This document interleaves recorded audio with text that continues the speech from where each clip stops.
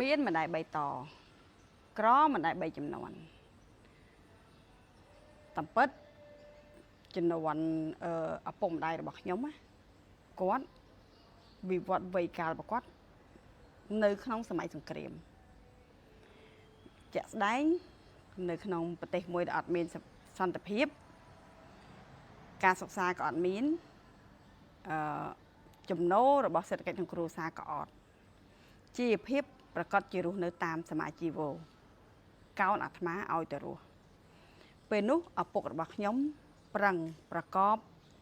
របរទទួលទានដោះដូរតាមរបបសម័យនីមួយៗឪពុករបស់ខ្ញុំខំប្រឹងបង្កើតពួកខ្ញុំមកហើយធ្វើម៉េចមិនមានទ្រព្យឲ្យកូនប្រឹងឲ្យពួកខ្ញុំបានរៀនពេលដែលឲ្យពួកខ្ញុំបានរៀនជំនាន់ខ្ញុំប្រកាសជាបានរៀនតែសួរថានៅក្នុងវ័យមួយដែលខ្ញុំវឌ្ឍនាការស្របជាមួយនឹងការអភិវឌ្ឍរបស់ប្រទេសជាតិទាំងមូលអញ្ចឹងខ្ញុំក៏គិតឃើញថា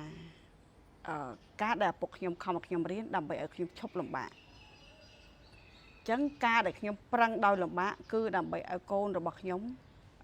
ជៀសផុតពីការលំបាកការគិតបំណងមួយរបស់ឪពុកម្ដាយថាធ្វើម៉េចគ្រប់បែបយ៉ាងកុំឲ្យកូនមានទុក្ខលំបាកដូចជាខ្លួនតែបើយើងងាកមកមើលប្រយោគរបស់ចាស់ដែលគាត់បានចងក្រងមកប្រសិនបើឪពុកអត់មានបានរៀនខំប្រឹងរកលុយចិញ្ចឹមកូនជំនាន់មួយនេះគាត់ឲ្យកូនគាត់រៀនកូននេះរៀនចេះបង្កើតទ្រព្យជំនាន់ទី3របស់គាត់ប្រកាសជាមានទ្រព្យមានទាំងចំណេះពីព្រោះមានមធ្យោបាយគ្រប់គ្រាន់សម្រាប់ជីវិតប៉ុន្តែបើសិនជាតំណតទៅទ្រព្យមានហើយចំណេះជំនាញមានហើយបងកើតកូនមកឲ្យកូនចេញមកពោពេញទៅដោយសេចក្តីសុខស្រួល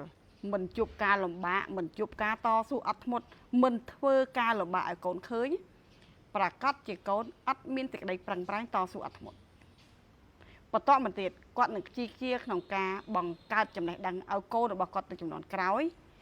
ចំណេះដឹងរបស់កូនគាត់ចំនួនក្រោយនឹងកាន់តែខ្លីការគិតនឹងកាន់តែខ្លីភាពស្រួលភាពសំណុកភាពអ្វីមានទាំងអស់ភាពរំអួយភាពទំនើងធ្វើឲ្យក្មេងនឹងខ្វះសមត្ថភាពចំនួនមួយទៀតប្រកាសជាបាត់បង់រលាយនៅទ្រព្យសម្បត្តិទាំងអស់តើបានជាមិញចេញវីដេអូឃ្លីបនេះឡើងកុំឲ្យឆ្ងល់ថាហេតុអីបានជាមើលសភាពកូនរបស់លោកអ្នកដែលគាត់សម្បូរធនធានខ្លះហេតុអីបើគាត់សម្បូរហើយគាត់មិនបានស្ទួយមិនបានបំពោកបំប៉ោងកូនរបស់គាត់តែងតែផ្ដល់ឲ្យនៅកូនគាត់នៅភាពលំបាកនៅភាពសំលមមនៅភាព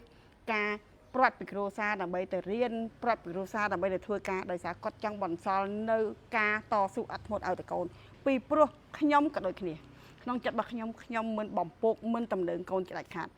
ដើម្បីឲ្យកូនស្គាល់ពីតម្លៃនៃការតស៊ូទើបអាចកម្ចាត់នៅពាក្យស្លោកមួយឃ្លានេះបានបើមិនអញ្ចឹងទេជំនាន់ណាមួយនឹងដើរសុំទានគេដោយសារការខ្ជិលខ្ជារបស់ឪពុកម្ដាយ